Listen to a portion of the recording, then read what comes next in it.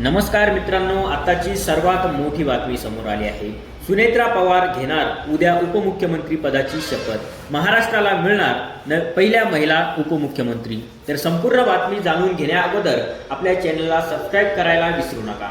राजकीय वर्तुळातून सर्वात मोठी बातमी समोर आली आहे। उद्या सुनेत्रा पवार या उपमुख्यमंत्री पदाची शपथ घेणार आहेत।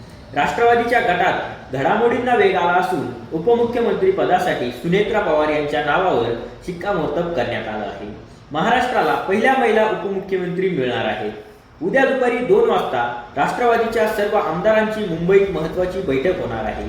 त्यानंतर सायंकाळी सुनेत्रा पवार या उपमुख्यमंत्री पदाची शपथ घेणार आहेत। अजित पवार यांचे राजकीय सल्लागार नरेश अरोरा यांनी या संदर्भात सुनेत्रा पवार यांच्यासोबत चर्चा केली आहे।